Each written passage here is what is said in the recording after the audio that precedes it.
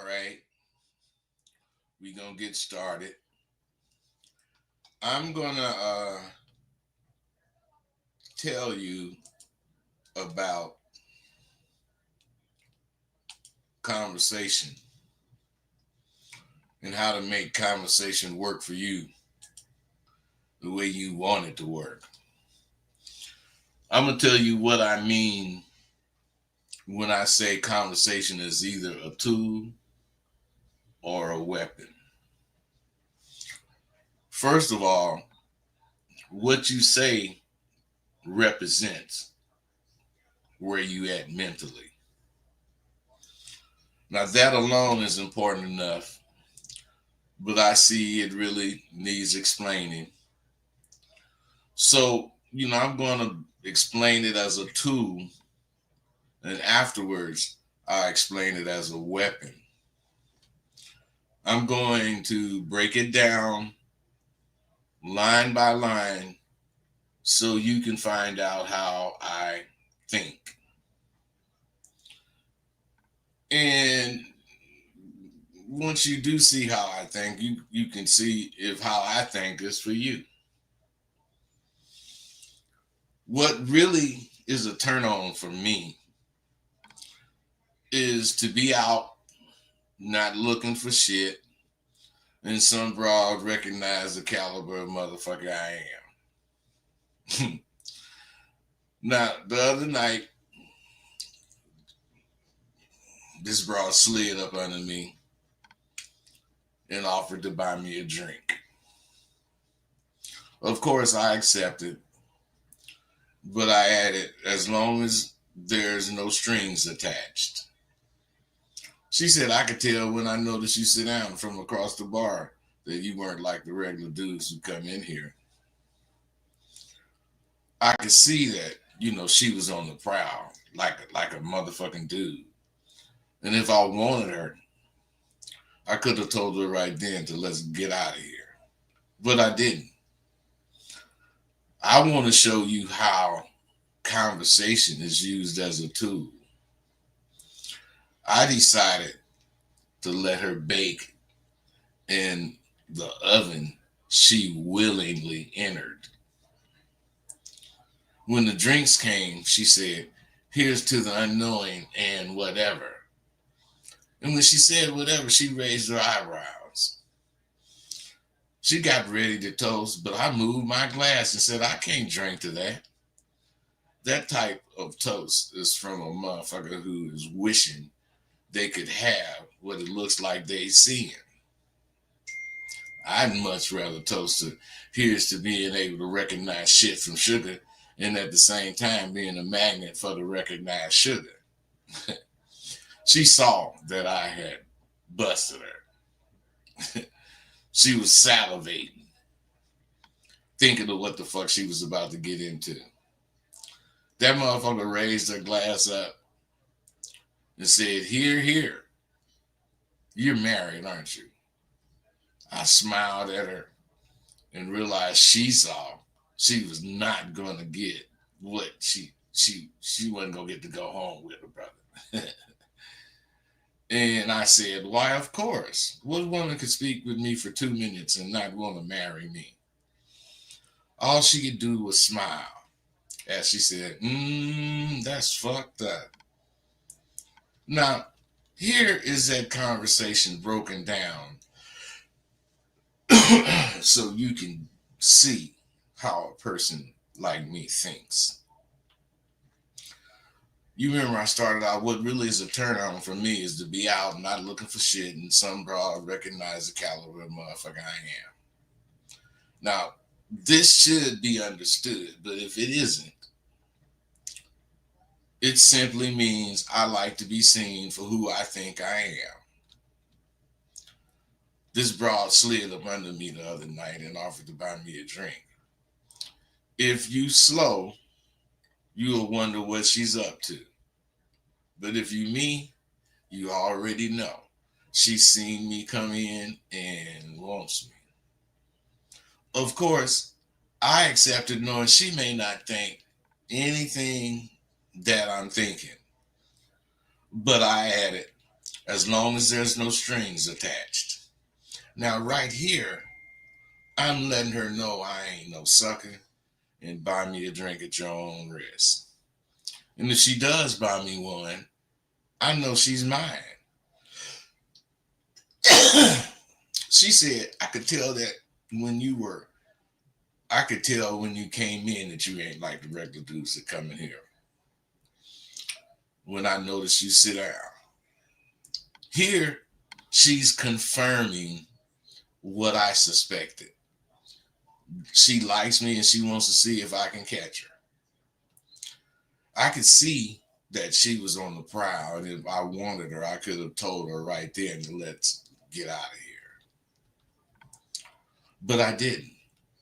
I let her bake in the oven she willingly entered.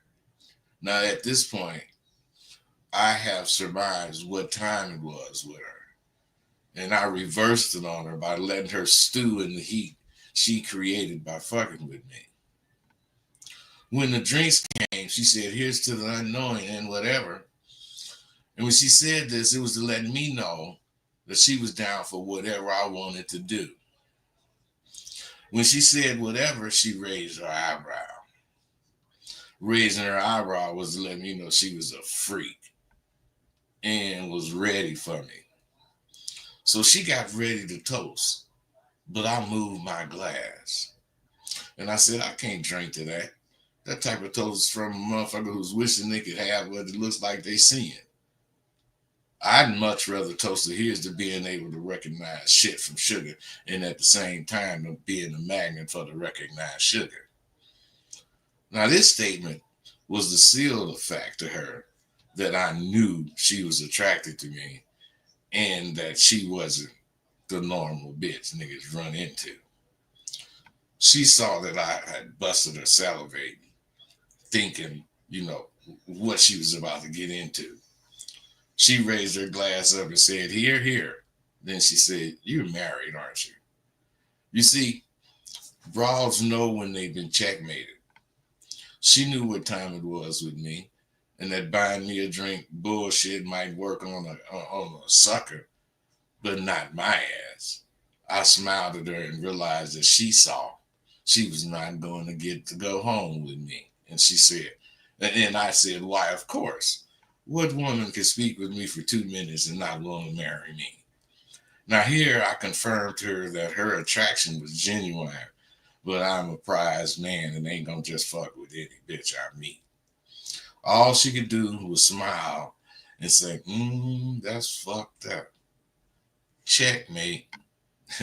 See, I really think dudes think they be playing on me using those instant messages because they always say, they want to ask a question, they going to buy my goddamn shit when they get paid this weekend. And, and when they get paid, I don't hear from them. But that's why I be so chicken shit. I don't care to hear from you motherfuckers talking about you going to buy it. If you're going to buy it, buy it. Out of 11 motherfuckers who hit me and wanted to ask questions because they was going to buy my course, not one of the motherfuckers kept their word. And I ain't even mad at them. That's why I only answered one question and then cut you off. I know damn well any person who wants to enroll in SWU going to do it. Then they going to ask questions if necessary, but it ain't really necessary. My shit is damn near self-explanatory. Average is my enemy. And I must say my thoughts are my only worthy opponents. They're sneaky and can throw a slick left jab. I spar with Average every week and have an all-out brawl with that motherfucker 4 or 5 times a year. Fact is, I beat Average's ass at each time. I can win the battles I have against Average because I used to be Average. My name was John Average Dixon. Then I got laced with a little slickness at about 8 years old.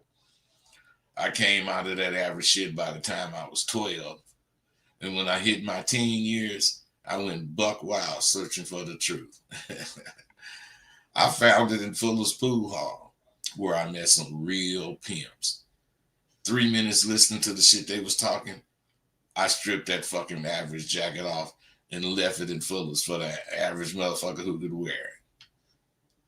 I have not thought about anything average since I was graduated from high school, where I was an average student. After using that initial abadabba that I got from them niggas in fullest, I caught a broad and got to pimping, and damn, I was anything but average. So here I am today. I can't stand average worth a fuck and refuse to fuck with niggas who male or female wanna be average. That's why I run with one or two motherfuckers, because the rest of the motherfuckers are too close to being and remaining average for the rest of their fucking lives. Now that brings me to my nigga Tay. This nigga come up to Vegas, caught a fine ass bitch waiting on him, and he gets here and damn near nothing goes as planned. And I asked if he had a new boo, and the nigga say, "Nigga, today anybody can be your boo." Shit, I gotta see where that bitch is really coming from. But is she cool and a bitch I can see fucking with? Yeah, that shit was dope.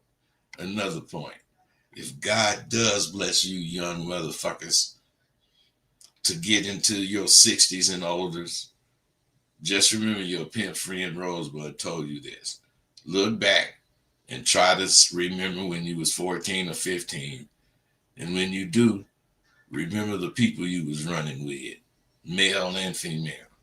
Now, once you recall who they are, see if those aren't the most important people in the world to you. Even your enemies, the bully, the girl that got away, all of them motherfuckers was important to your very being.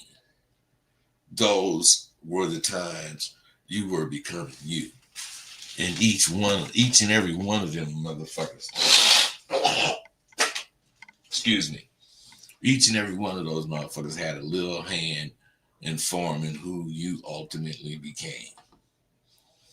I'm telling you, I love Elaine Claiborne, Sandra Glaston, Michelle Barksdale, Lila Thompson, and all of those girls who are now the women of my life. And not to forget Michael Virgil, Billy Randolph, John Bumpet, Stanley Jones, Rusty Nails, Lee Ferrara, some of the dudes that influenced my rowdy youth.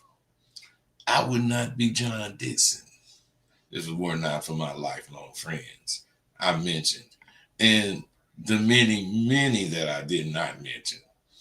So I say again that I'm a blessed man to have so many of my lifelong friends still walking the earth sane and in good health.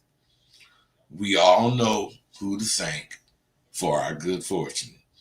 So together we say thank you, Jesus, for letting us see these days and the ones we will see.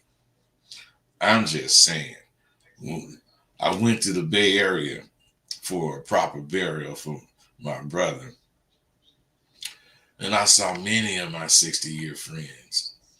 That was saying something we don't get to much these days. We're getting and giving something that lasts through all kinds of shit.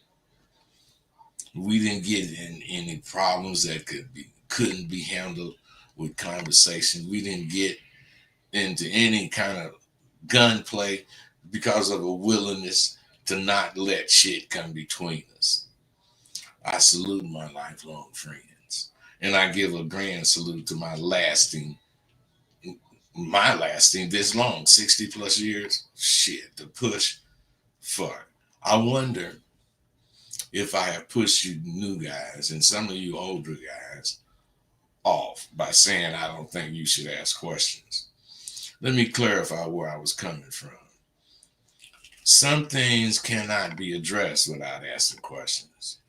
Now, where I'm coming from is if I must answer a direct question, maybe this person asking the question should not be trying to get involved with what I'm talking about.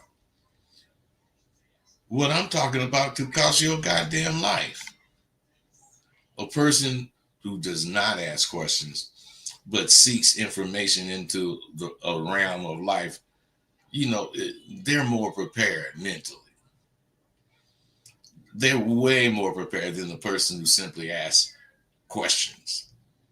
I don't want to be responsible for any of you getting hurt or worse. I will start accepting any questions you have. I didn't intend to make it to where you motherfuckers would be afraid to ask questions on my show. I know I did that, and I'm actually apologizing to you now.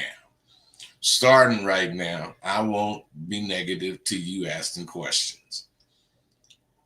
I hope you understand. I hope you understand where I'm coming from. I don't want to be responsible for your ass getting fucked up in some kind of way. I changed that thought to I ain't responsible for your ass getting fucked up in any way. I told you in the post earlier this month, the way you see the question determines the answer. Not wanting to be and ain't responsible are two totally different things. When you're fortunate enough to have real OGs to call when you have a problem, you get to feel your position in life that you had. I know many so-called motherfucking PIs who are living in the gutter these days. They're there because they made use of false pretenses to get with the in crowd. When you live in a fake world, all the goddamn results you get from that goddamn world is fake. Those dudes who are in the gutter now thought that fake shit they was doing would carry them as well as the real shit I was doing carried me. Sadly, just as a lot of you will learn, it doesn't. It can't. It won't carry you. The only thing that will carry you into your later years with stellar marks of professionalism is true motherfucking abadabba. I'm talking about the kind of abadabba that Fillmore Slim, Shantae Parker, Hollywood Heights, Gorgeous Dre, the original white folks, Rosebud, and other old GPs who were down and dirty over 40 years. We got our respect the old way. We took it. We took our respect every time we hit the road and ended up in a city where we were strangers. We were strangers to the city, but not to the life within it. We understood what we had to do. We had to go into the belly of the beast if we wanted to eat. We didn't have any hookups in that city. Whatever hookup we got, we took. After taking a few props, the real niggas of the city showed up and wanted to kick it. But as ordered by this goddamn game, they didn't want to kick it with wannabes. They wanted to kick it with real motherfuckers who know how to come into a city and claim it. Game will make you claim things that are not yours, but you are not, but they're there for the taking and you aren't stealing. We are taking what we want from any city we go to because we are real pimps and not afraid to take what we fucking want. The day I turned out, I went to a brother who had hoes and asked him was Shattuck a cool track. He gave me an answer, and I had another question. When I asked it, he went off with me and told me I was scary. I shot back at him that I ain't scary, but he then said, nigga, you must have some game because you got the broad out here. This is the only piece of game I'm going to give you. Put the hoe down and whatever you don't know, the questions that she has when she come in and your answers will tell you all you need to know. Now, that was all the game a motherfucker gave me. And it took 6 months in the game, which is all I had when I went to Hollywood. it took me that long to see the sense in what he was saying. That's why I revisit everything I do. Because reading my book this morning showed me so much that I've stopped doing. I never accepted that I was a pimp until my hoe had to jump out of a Trix car and got fucked up within 2 days of being in Hollywood. I had come up with so much, I had to come up with so much shit to say to my motherfucking hoe about this shit we was doing. I had to come up with it on the spot without having any knowledge of any of it before this shit happened. And I'm telling you, she came to the door in a sheet. And if Marvin wouldn't have prepared me with that iota of game, I might not be here. So I say thank you, Marvin Harris, for punching me in the chest when I needed it most. Marvin tried to hip me to it way back in Oakland. So I'm going to hip you to it now with a quote from my book, Rosebud the American Pimp. When you're young and a turnout pimp, all sorts of things are going to happen to mold you into who you'll become. Is one thing for sure, and that's you're going to change. Change into what is another question. There was two things I realized early on in my pimping. One, I wanted to handle any situation that came up like a giant motherfucker would, even if it cost me a hoe. Two, I never wanted to handle a problem by putting fear in my hoe about something that's inevitable. Here's another situation that called for me to come up with this motherfucking solution at the drop of a dime. Of course, the hoe automatically expected from me now. And so do I. That's why I stay so down. Hey, let me tell y'all something. I'm getting older. I don't go out as much. And I used to look at my notes and not even need to read them. I would just look at them and I could observe them. And I would know where I was at. I got to read that shit now. I really do have to read it. And I don't like it because it's just another thing that I can't do no more. I can't be fly like that no more. It's fucked up to realize shit you can't do. But then you counter that with all the shit you still can do. Because I got hella shit I still can do. And what I want to say to all of you motherfuckers, stay down till you come up. Because if you stay down, you will come up. I'm out.